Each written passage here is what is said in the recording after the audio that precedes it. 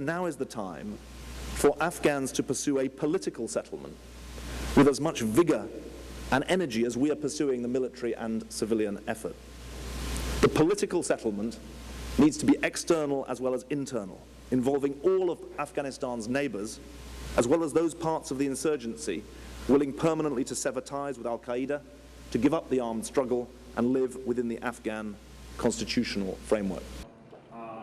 Who are doing startups and interested in sustainable... British Prime Minister Gordon Brown has said, we need not just a military push, but a political push.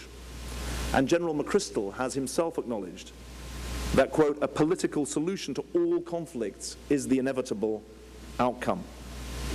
So while the violence of the most murderous, indiscriminate and terrible kind started this Afghan war, politics will bring it to an end on the back of concerted military and civilian effect.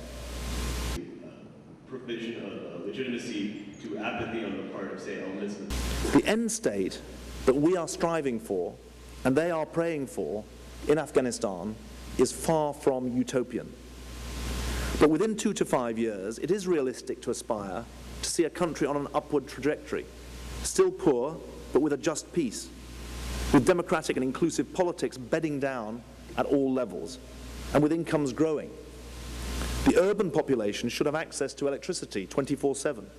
More shops will be open in the local bazaars, and more children, in particular girls, will be going to school.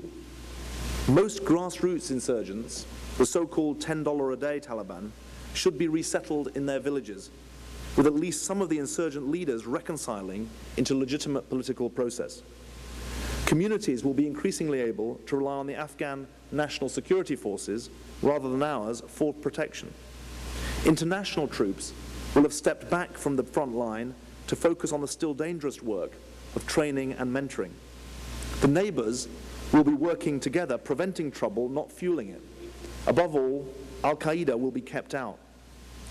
That vision depends on sacrifice and on money, but it is only feasible if politics comes to the fore. That is how the war in Afghanistan will be brought to an end.